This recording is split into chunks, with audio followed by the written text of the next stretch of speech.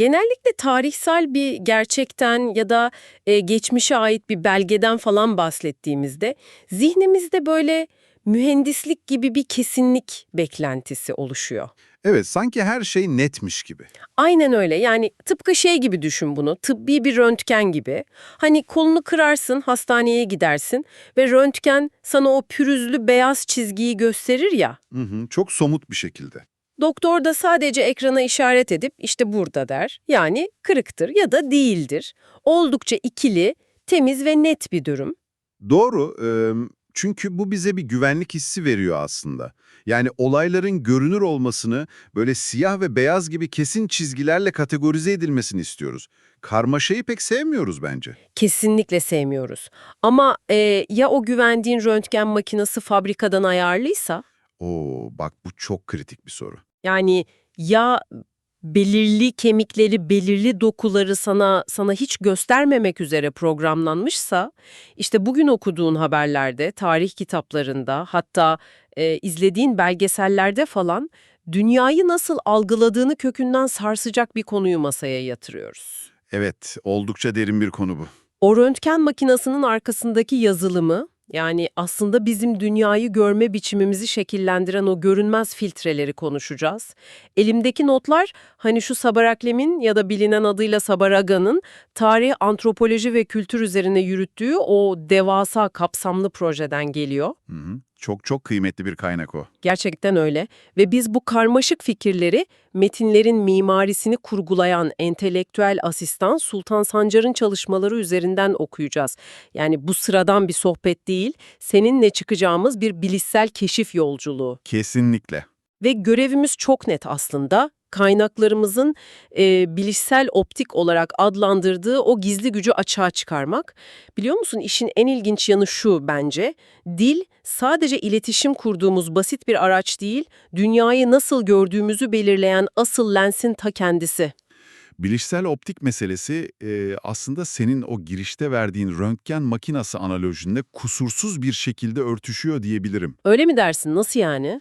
Şöyle, kültürel antropolojide ve tarih yazımında betimsel optik yani İngilizcesiyle descriptive optics dediğimiz çok temel bir mekanizma vardır. Hı hı. Bu kural bize şey söyler, bir fenomeni nasıl adlandırdığımız, onu nasıl gördüğümüzü doğrudan belirler. Yani Sapar İkilim'in notlarında da sıkça vurgulanan temel fikir tam olarak bu aslında. Yani isimlendirme her şeydir diyoruz. Aynen öyle. Geçmişi eski güç merkezlerinin diliyle değil de kendi dilimizle tanımladığımızda işte o tarihsel optiğimiz tamamen değişiyor. Bir dakika bunu biraz somutlaştıralım bence, havada kalmasın. Sen diyorsun ki eğer ben toplumsal bir olaya isyan demek yerine ayaklanma veya direniş dersem, daha olayın ne olduğunu anlatmadan önce bile, Dinleyicinin algısını şekillendirmiş oluyorsun. evet yani dinleyicinin o olaya dair yargısını baştan kilitlemiş oluyorum. Demek ki dil sadece olanı biteni aktaran pasif bir kurye falan değil. Tam olarak öyle. Dil bir kurye değil, olayın kendisini bizzat inşa eden bir mimardır aslında. Vay canına, mimar benzetmesi çok iyi. Yani merkez güçlerin sana dayattığı kelimelerle konuştuğun sürece mecburen onların gözlükleriyle görüyorsun demektir dünyayı. Bak bunu da renkli camları olan bir güneş gözlüğü takmaya benzetebiliriz o zaman. Eğer o gücün, iktidarın sana verdiği gözlüğün camları kırmızıysa, Yeşil renkli ne varsa senin için tamamen görünmez olur. aynı. Yeşil oradadır aslında, fiziksel olarak oradadır. Ama senin o bilişsel çerçeven o rengi filtreleyecek şekilde kurgulandığı için onu asla ama asla fark edemezsin. Üstelik şey de var, o kırmızı cam sadece yeşili gizlemekle kalmaz, beyaz olanı da pembe gösterir. Yani sadece gerçeği saklamaz, olanı da çarpıtır. Peki ama bunun gerçek hayattaki, tarihsel ölçekteki karşılığı nedir? Yani tamam teorik olarak kulağa çok mantıklı geliyor ama Pratikte nasıl işliyor diyorsun? evet yani gerçek tarihte hakikaten tek bir kelimenin koca bir milletin varlığını veya ne bileyim acılarını gizlediği bir durum oldu mu hiç? Soyut felsefeden çıkıp gerçek insanların hayatına nasıl dokunduğunu görmek istiyorum biraz. Kaynak metnimiz bu konuda son derece çarpıcı, gerçekten devasa bir tarihsel gerçekliği önümüze koyuyor. Hindistan örneği. Hindistan mı? İngiliz sömürgesi dönemi mi? Evet, tam o dönem. İngiliz sömürge arşivlerini incelediğinde Hindistan coğrafyasını ve oradaki milyonlarca insanı tanımlamak için kullanılan resmi bir terim var. Ne diyorlar peki? Kraliyet mülkü diyorlar. Yani crown possession. Yok artık. Mülk mü? Evet, mülk. Şimdi bu mülk teriminin günlük hayatta nasıl bir bilişsel çerçeve yarattığını bir düşünelim istersen. Yani mülk dediğinde iradesi olmayan bir nesneden falan bahsediyorsun. Bir eşyadan, ne bileyim bir gayrimenkulden bahsediyorsun. Tam isabet. Bir şeye mülk dediğiniz an aslında onun bir sahibi olduğunu ve o şeyin cansız pasif bir nesne olduğunu yasal ve bilişsel olarak kabul etmiş olursunuz. Tabii mülkün hakkı olmaz, sahibinin hakkı olur. Aynen öyle. Sapar iklimin notları bize tam olarak şunu gösteriyor. İngilizler bu terimi böyle rastgele, bürokratik bir tesadüf olarak falan seçmediler. Bilinçli bir tercihti yani.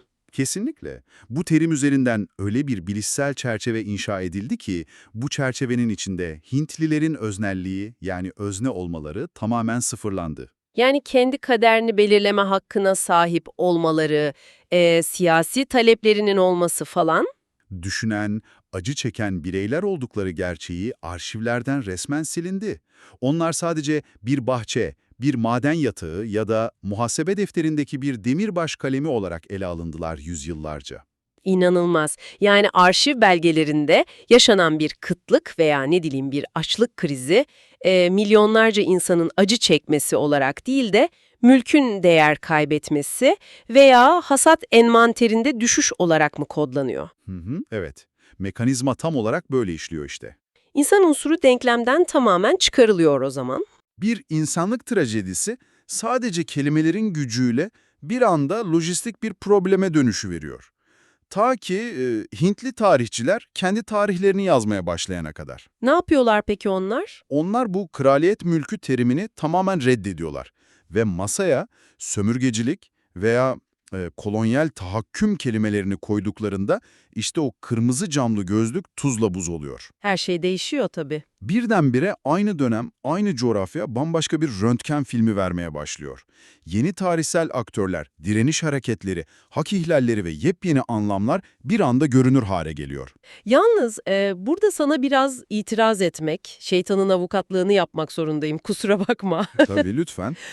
Diyelim ki seninle bu konuyu tartışıyoruz ve ben kalkıp diyorum ki, ya tamam kelimeyi değiştirdiğinde tarih kitaplarının tonu falan değişiyor, hani bunu anlıyorum ama sonuçta fiziksel olarak yaşananlar orada duruyor. Hı hı. O insanların çektiği acılar, sömürülen kaynaklar yerli yerinde duruyor. Yani sadece isim değiştirmek, geçmişi kendi ideolojisine göre yeniden yazmak isteyenlerin yaptığı politik bir kelime oyunundan ibaret değil mi? Anladım ne demek istediğini. Yani bu anlattığın şeyin tamamen siyasi bir rövanşizm, bir hesaplaşma olduğunu iddia edenlere, ki eminim sen de biliyorsun okullarımızda falan hep böyle tartışılır, onlara ne cevap vereceğiz? Bu son derece haklı ve aslında çok beklenen bir eleştiri.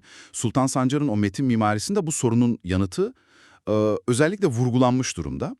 Kaynak burada çok keskin bir ayrım yapıyor. Nasıl bir ayrım? Diyor ki, bu süreç bir politik analiz veya siyasi bir manevra falan değildir. Bu kesinlikle ama kesinlikle katı bir metodolojik disiplindir. Metodolojik disiplin, yani bir siyasi görüşü diğerine üstün kılmaya falan çalışmıyoruz burada. Tutmak ve bir argümanı kazanmakla ilgilidir.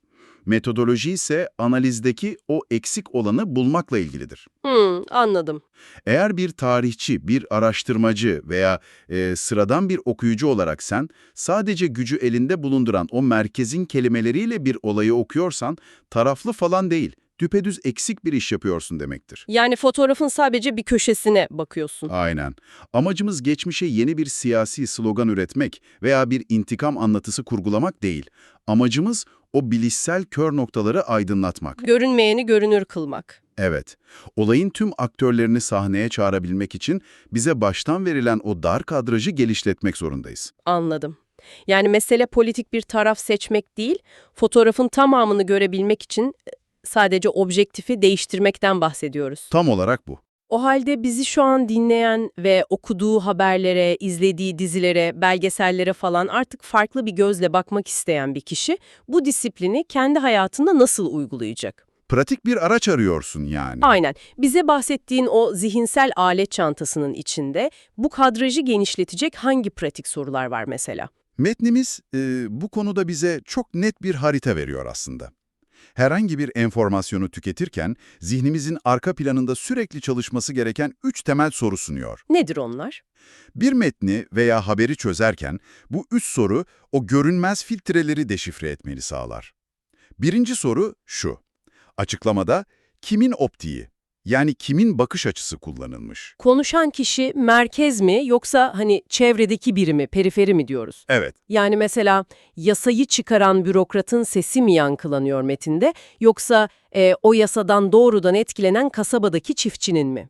çok güzel bir örnek. Tam olarak bu. Sesi duyulanın kimliğine ve konumuna bakıyoruz ilk olarak. İkinci sorumuz ise tamamen terminolojiyle ilgili. Kelime seçimi yani. Evet, hangi kategoriler uygulanıyor? Metinde olan bitene birlik, imparatorluk, düzen sağlama gibi otoriteyi meşrulaştıran isimler mi veriliyor? Yoksa işgal, sömürü, baskı gibi o otoritenin yarattığı tahribatı gösteren kelimeler mi seçilmiş? Vay bak bu gerçekten çok kritik bir ayrım. Öyle değil mi? Yani yakın tarihten düşünürsek bir devletin sınır ötesi operasyonuna bir gazetenin barış gücü demesi ama diğerinin işgal kuvvetleri demesi gibi bir şey bu. Kesinlikle aynı şey. İki farklı kelime seçimi haberi okuyan kişinin zihninde iki tamamen farklı ahlaki evren yaratıyor bir anda. Ve bu da bizi o üçlü alet çantasının son ve bence en vurucu sorusuna getiriyor. Nedir o? Bu optikte ne görünmez hale geliyor? Kadrajın dışı. Aynen.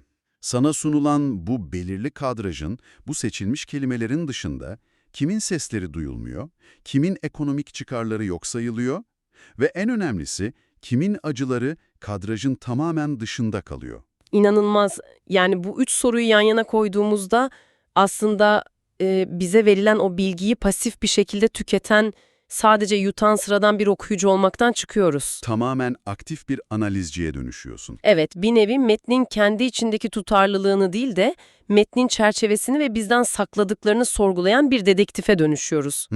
Yani resmen bana bunu gösteriyorsun ama kameranın arkasında neyi bırakıyorsun deme gücünü veriyor bu. Bu çok büyük bir güç. Yalnız bu üç sorunun derinliğine bakınca şey diye düşünüyorum.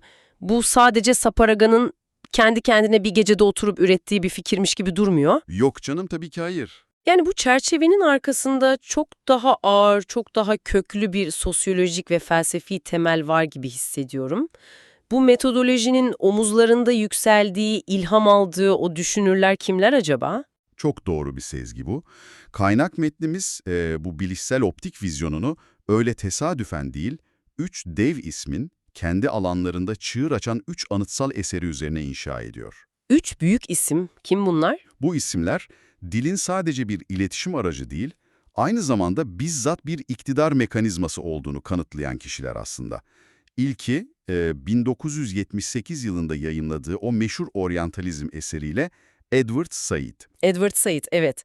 Said'in buradaki rolü ne peki? Yani o doğu ve batı meselesini bu konuştuğumuz bilişsel optik çerçevesine nasıl oturtuyor? Said, Batı'nın kullandığı dilin ve akademiyanın Doğu'yu nasıl kurguladığını inceler. Onun temel tezi şudur: Batı'nın Doğu'yu anlatırken kullandığı dil, o coğrafyayı gerçekten anlamak için değil, onun manipüle edilebilir bir nesne haline getirmek için tasarlanmıştır. Öznesizleştirmek yani, tıpkı Hindistan örneğindeki gibi. Tam olarak öyle. Batı kendisini akılcı, ilerlemeci ve bir özne olarak tanımlarken, dili aracılığıyla Doğu'yu mistik, durağan, kendi başına karar alamayan ve mutlaka ehlileştirilmesi gereken bir obje olarak kurgular. Yani doğunun kendi hikayesini kendi kelimeleriyle anlatmasına izin verilmiyor aslında. Onlar sadece üzerine konuşulan, hakkında dışarıdan raporlar yazılan bir tür inceleme nesnesi. Kesinlikle. Şey geldi aklıma, Avrupalı ressamların çizdiği o meşhur oryantalist tabloları düşün. Evet, çok iyi bir örnek. Yani Tablolara bakıyorsun, binalar, halılar, mimari falan inanılmaz detaylıdır, çok canlıdır. Ama oradaki yerli halk genellikle bir dekor gibi, ne bileyim bir ağaç veya bir eşya gibi arka planda ruhsuz bir şekilde durur. Hı hı. Said'in dediği şey sanırım tam olarak bu mekanizmanın kendisi. Sanatı ve dili kullanarak o insanların özneliğini, canını ellerinden alıyor. Harika bir örneklendirme bu. Dili ve sanatı bir silah gibi kullanarak koca bir coğrafyayı şahsiyetinden arındırıyorlar resmen. Peki ikinci isim kim? İkinci dev ismimiz ise Pierre Bourdieu. 1982'de dil ve sembolik şiddet kavramıyla meseleyi çok daha günlük, çok daha içselleştirdiğimiz bir boyuta taşıyor. Sembolik şiddet mi? Evet, Bourdieu'nun tezi, isimlendirmenin bizzat bir iktidar aracı olduğunu ve bu gücün nasıl tarafsızlık maskesi altına saklandığını anlatır. Sembolik şiddet derken fiziksel bir zorlamadan birini dövmekten falan bahsetmiyoruz sanırım. Nasıl işliyor bu şiddet türü? Şöyle anlatayım, mesela bir devletin eğitim sistemini düşün. Tamam. Devlet, belirli bir bölgenin şivesini bozuk, eğitimsiz veya taşralı olarak tanımlar ve başkentte konuşulan tek bir aksanı doğru ve resmi dil olarak kabul eder. Her yerde olan bir şey bu aslında. Evet ama işte asıl mesele şu, o taşralı şiveyi konuşan milyonlarca insana polis veya asker aracılığıyla fiziksel bir şiddet uygulanmaz sokakta. Hı hı. Ancak eğitim sistemi, medya ve bürokrasi aracılığıyla onlara sürekli şu mesaj verilir. Siz yetersizsiniz, bu dille merkeze giremezsiniz, makbul değilsiniz. İşte bu sembolik bir şiddettir. Vay canına. Ve işin asıl korkunç tarafı şu olmalı bence, bu şiddet o kadar görünmez ve kurumsal bir şekilde işliyor ki o şiveyi konuşan çocuk okula gittiğinde kendini gerçekten yanlış hissediyor. Evet, içselleştiriyor bunu. Yani şiddete uğrayan kişi o şiddeti kabulleniyor ve kendi öz kimliğinden, anasından, babasından utanmaya başlıyor. Fiziksel olarak birine vurmuyorsun ama o kişinin kendi kendini değersizleştirmesini sağlıyorsun. Bu gerçekten çok sinsi bir şey. İşte sembolik şiddetin mekanizması tam olarak budur. Tarafsız, bilimsel veya hani doğru olan gibi görünen kuralların ta içine gizlenmiş bir tahakküm. Bourdieu bize kelimelerin nasıl böyle görünmez sopalar olabileceğini gösterir. Peki ya üçüncü isim? Üçüncü düşünürümüz ise meseleye biraz daha farklı, inşacı bir açıdan yaklaşan Benedict Anderson. Anderson. 1983 tarihli Hayali Cemaatler adlı o çok bilinen eseriyle bir ulusun bizzat dil ve anlatılar üzerinden nasıl var edildiğini, nasıl icat edildiğini açıklar. Bir dakika, bu inşacı kısımdan kastı nedir tam olarak? Yani Said ve Bourdieu dilin nasıl nesneleştirdiğini veya şiddet uyguladığını anlattı. Anderson dilin daha çok birleştirici bir tarafına mı odaklanıyor? Aynen öyle. Anderson, milyonlarca insanın birbirini hayatında hiç tanımamasına, yüzlerini hiç görmemesine rağmen nasıl olup da aynı milletin, aynı cemaatin bir parçası olduklarına derinden inandıklarını araştırır. Çok mantıklı bir soru. Neden inanıyoruz ki? Cevap, matbaa kapitalizmi ve ortak dildir ona göre. Her sabah uyanıp aynı gazeteyi okuyan, aynı haberleri aynı kavramsal çerçeveyle tüketen insanlar arasında görünmez bir bağ oluşur. Aynı dili, aynı kelimeleri paylaştıkları için. Evet, dil birbirini ömrü boyunca hiç görmeyecek bu insanları tek bir bedende, bir hayali cemaatte birleştirir. Ortak kelimeler, ortak bir ulusal hafıza ve aidiyet yaratır. Bütün bunları yan yana koyduğumuzda dilin sadece sipariş verirken veya sokakta yol sorarken kullandığımız o masum iletişim aracı olmadığı gerçeği böyle resmen bir tokat gibi yüzümüze çarpıyor. Kesinlikle öyle. Yani toparlamak gerekirse Bourdieu'ya göre dil tarafsızlık kılığına girmiş bir şiddet aygıtı. Said'e göre dünyanın yarısını nesneleştiren, iradesini elinden alan devasa bir optik silah. Anderson'a göre ise birbirini hiç tanımayan milyonlarca insanı bir arada tutan bir süper yapıştırıcı. Sapar İklim'in projesinin yani bu araştırmanın bizi ulaştırdığı o nihai nokta da tam olarak burası aslında. Dil dediğimiz olgu düşüncelerimizi içine koyup karşı tarafa yolladığımız boş bir zarf falan değildir. Zarf değilse nedir? Dil, düşüncenin ta kendisidir, mutlak bir algı mekanizmasıdır, zihnimizin işletim sistemidir. Yani kelimeleri değiştirmek sadece cümlenin estetiğine, kulağa nasıl geldiğini falan değil, cümlenin yarattığı gerçekliğin ta kendisini değiştiriyor. Tıpkı Saperaga'nın o net denkleminde olduğu gibi. Dili değiştirdiğimizde gördüğümüz şeyi değiştiririz, gördüğümüz şeyi değiştirdiğimizde ise düşündüğümüz şeyi değiştiririz. Müthiş bir zincirleme reaksiyon. İnsan zihninin sınırları sahip olduğu kelimelerin sınırlarında biter. Eğer bir şeyi tanımlayacak kelimen yoksa, onu tam anlamıyla göremez ve doğal olarak düşünemezsin de. İşte bu çıkarım, bölümün başında bahsettiğimiz o zihinsel alet çantasının neden bu kadar hayati olduğunu kanıtlıyor bence. Kesinlikle öyle. Yani sen, evet, şu an bizi dinleyen sen, artık yarın sabah elinde kahveyle haberleri kaydırırken, tarihi bir dizi izlerken veya bir siyasetçinin konuşmasını dinlerken, o metinlerin satır aralarına gizlenmiş görünmez filtreleri fark edecek donanıma sahipsin. Farkındalık budur işte. Birisi sana bir olayı anlattığında artık sadece olaya odaklanmayacaksın, bana hangi kelimelerle bir gerçeklik sunuluyor diye soracaksın. O X-ray makinesinin sana sunduğu hazır, temel görüntüyle yetinmeyip, kadrajın dışında kimlerin sesi kesildi, burada bana uygulanmaya çalışılan sembolik şiddet ne diyebileceksin. Ve inan bana bu pratik sorgulama yeteneği, bilgi bombardımanının yaşandığı günümüz dünyasında bir bireyin kazanabileceği en büyük entelektüel savunma kalkanıdır. Kesinlikle katılıyorum. Kendi düşüncelerinin ne kadarının gerçekten senin iradenle oluştuğunu, ne kadarının başkalarının seçtiği kelimelerle senin zihnine kiralandığını fark etmek işte bu gerçek bir özgürleşme anıdır. Biliyor musun, bütün bu konuştuklarımız zihnimde kaynak metinde hiç yer almayan ama bence bu bilişsel optik mantığının çok doğal bir uzantısı olan inanılmaz kışkırtıcı bir soruyu doğurdu şu an. Merak ettim, nedir o? Bugünlerde hepimiz, sen, ben, herkes yapay zeka araçlarını günlük hayatımızın tam merkezine yerleştirdik. Öyle oldu gerçekten. Yani e-postalarımıza algoritmalar yazıyor, okuduğumuz makaleleri onlar çeviriyor, uzun haberleri onlar özetliyor ve hatta arama motorlarında ne düşüneceğimizi şekillendiren o kısa cevapları bile onlar üretiyor artık. Dilin yeni sahipleri onlar bir bakıma. Aynen öyle.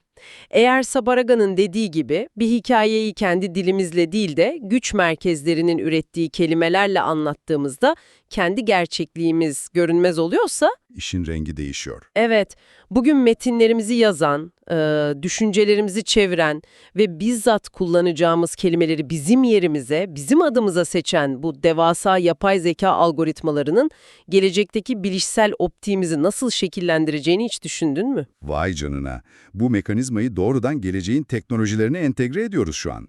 Eğer bir makine ise ve kelime dağarcığımızı doğrudan o filtreliyorsa, gelecekte dünyayı kimin güç merkezinden görüyor olacağız? Çok ama çok derin bir soru bu. Bizim yerimize o da kraliyet mülkü mü diyecek olaylara. Yoksa bizim adımıza yepyeni tamamen dijital sembolik şiddet formları mı üretecek? Bu belki de insanlığın önümüzdeki 10 yıl içinde vereceği en büyük entelektüel ve bilişsel sınav. Zihnimizin o lenslerini kimin ve hangi verilerle ürettiğine daha önce hiç olmadığı kadar dikkat etmek zorundayız artık. Çok haklısın. Çünkü o lenslerin rengini seçme hakkını başkasına, ister bu eski bir imparatorluk olsun, ister Silikon Vadisi'ndeki bir algoritma olsun, devrettiğin an kendi gerçekliğinden tamamen vazgeçmiş oluyorsun. Kendi kelimelerini seçmek, kendi dünyanı inşa etmektir.